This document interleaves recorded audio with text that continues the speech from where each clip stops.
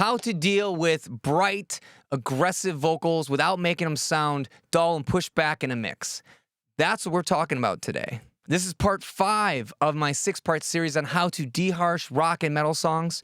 So if there's any other instruments in a metal or rock song that you want to learn how to deharsh, like a distorted bass guitar, distorted guitars, drum cymbals, drum room mics, go and check out some of those other videos that I released earlier in this series. The last video I have that's coming up is going to be on strategies on a master bus. So on the mastering chain, how can we deharsh our finish unmastered song?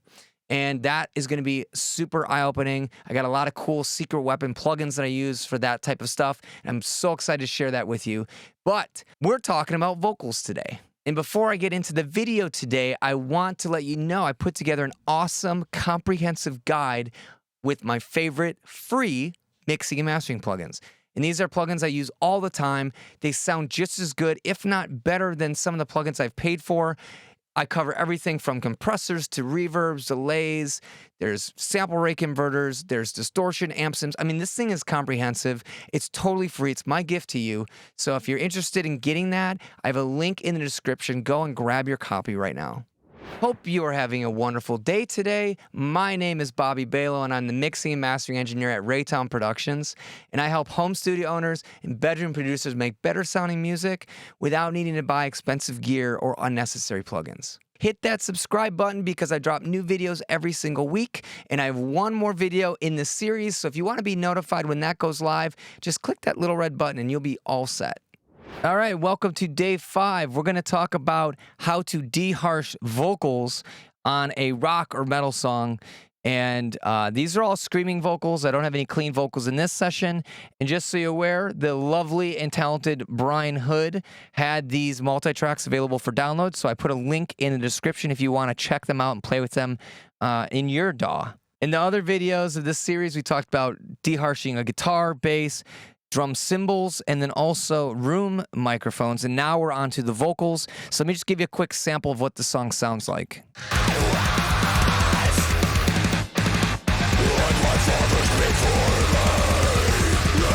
So you can tell it is super dense, very modern sounding. There's a lot of brightness here, and we're going to do our best to make these vocals sound in your face, but not be harsh. All right, so let's pull up these vocals and see what we're working with. So a trick that I like to use to make my vocals super in your face, but not over the top bright, is to use Wave C6. And basically what I'm doing is using a multiband compressor to really hype and add a lot of gain on the top 2 bands from about 4K and up. But we set the threshold in the range such that as it gets too bright, it's going to suck out all this energy, okay? So on average, the vocals will sound brighter, but anytime there's a sibilant sound or an S or a T or something that is harsh, it's going to bite onto that and pull that out. So let me show you what it sounds like without this and then with it. And now I head west, but the reason is it's stepping on face is for greatness. It's working like a dog. So you can hear how it adds all this air, and it just makes the vocalists sound like they're right in front of you. So what you can do is then set your threshold and range. So anytime there's a little bit too much brightness, it's going to pull it down. So you can see it's attenuating some stuff here. I think we can be a little bit more aggressive. With the sunrise. There you go. You can see now it's pulling all this high energy out and then letting more of it back in as it calms down. So this is really nice. If there are certain bright sounds that are slipping through, you can just lower the attack. Make this faster. Okay, I have it set as fast as it possibly can go because I want to catch all the really bright, nuanced sounds. If you want it to be a little bit more speedy and aggressive, you can open the attack up, and it's going to let more of that aggression through. But again, we're going to be introducing that harshness. So listen to what happens. The reason is it's stepping on face is for greatness. It's working like a dog to feed myself and my boss. With the sunrise. So you can hear it just starts getting brighter and brighter and brighter And I feel like it's just going to start getting too fatiguing. So I have this set pretty fast. So this is a great way of adding that air, but then also pulling back anything that gets too bright. Let's take an EQ and just go in and see where the harsh frequencies are. And then once we have an idea of where they are, then we'll add in a DeEsser. And I'm going to show you how we can do a little bit band selective de-essing so that it's more selected to just that region, so it stays modern, but isn't like lispy or over the top. So I'm just gonna move around and listen for spots where it's really piercing. With the sunrise, is it stepping off faces for greatness? It's working like a dog. Oh, right here. So 3K is really bad. To feed myself and my boss. But the reason is it's stepping off faces for greatness. Usually 2K has really aggressive frequencies that I think sound harsh, but this one, it sounds okay. I don't think we really need to take anything out of that. But let's focus on this 3K region. It's working like a dog to feed myself. Yeah, that is really, really bad. So that's 33,300 hertz. So I'm just gonna pull up just your standard DeEsser. So this happens to be Waves. So you can use whatever you want. Waves has this little sidechain feature. So this allows you to focus in on just the region of interest. Okay, so we want it to focus on 3,300. Okay, so that horrible peak right there. Myself and my boss. But the reason is it's stepping off faces for greatness. It's working like... And you can hear it's taking that edge off of the vocal. It still sounds bright, still sounds modern, but it's just taking the edge away. The reason is it's stepping off faces for greatness. It's working like a dog to feed myself. Now, you don't want this attenuation to be going constantly. We just want it to be dancing on the brightest sound. So I'm just going to keep riding this up, the threshold up more and more until we're just touching the sharpest notes. Feed myself and my boss. Like right there. Cool. Now, we also might want to come back in with that EQ and just pull out a little bit of that 3,000 hertz. But the reason is it's stepping off faces for greatness. Oh, there's a bad spot too. So that's 2,600. We're just going to pull a little out. It's working like a dog. Okay, so if you just go around searching for frequencies to take out using an EQ in solo, you're going to set yourself up for failure, okay? What we need to do is we need the full context of the song. So let's bring all the other instruments in. Then what we can do is verify if that 2,600 hertz is actually harsh with everything else being played. Sometimes harsh frequencies sound good when everything else is being played because it helps to give it contrast.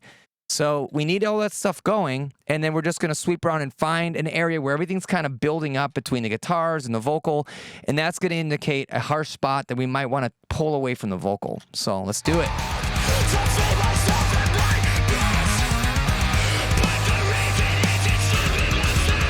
Yeah, it still sounds pretty harsh here. I'm just going to pull this back, but we're going to do it with the music playing so that we know if we took too much out because the vocals are going to feel like they're getting pushed back, okay? So let's find a good middle ground.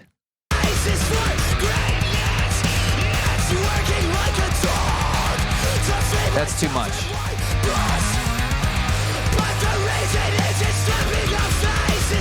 Cool. Okay, let's try one more. I feel like it might be a little bit harsh in like the 8 to 12K region. I just want to double check.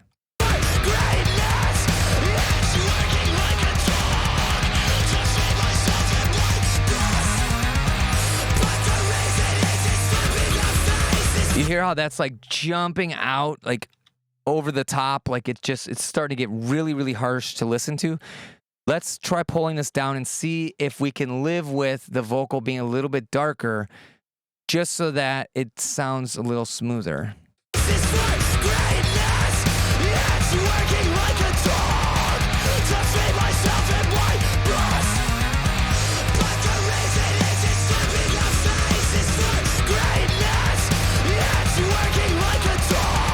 Right here, we're pulling out those harsh frequencies, but we can still hear all the enunciation and the clarity of the vocal is still there. Okay, where we were before, it felt like the vocals were losing its presence. So I found a spot now where things are a little bit smoother sounding, and we're maintaining intelligibility of the vocal. Okay, so this is probably all we really need to do. With that DeEsser on there and then these few little EQ tweaks, I think the vocal's going to sit a lot smoother. Let's bypass this and see what it sounds like with and without it.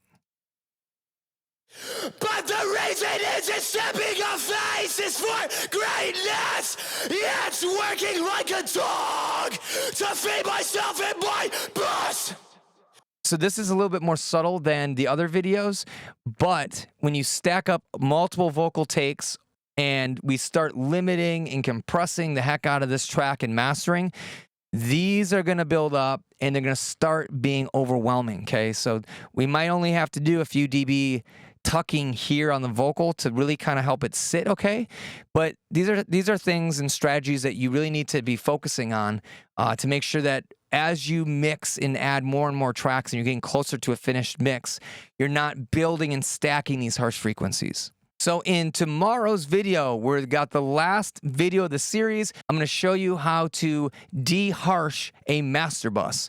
And so I have some pretty cool tools that we're going to explore, so you do not want to miss that. So if you haven't hit that little red subscribe button yet, definitely do that because it's going to notify you when tomorrow's video drops. So you're going to learn all of my secrets for how to de-harsh your master bus and make your song super loud without it being horrible and bright and fizzy and gross to listen to.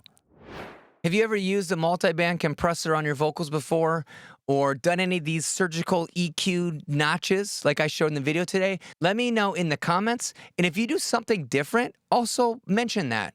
Let's start a conversation. I like to know what other people are doing, and maybe I can make a video and go deeper on a certain topic if you have other ideas. I also want to remind you that I have that awesome free downloadable PDF in the description. It has all my favorite free plugins I use all the time. So with that, thank you so much for your time and attention today, and I hope to see you in another video.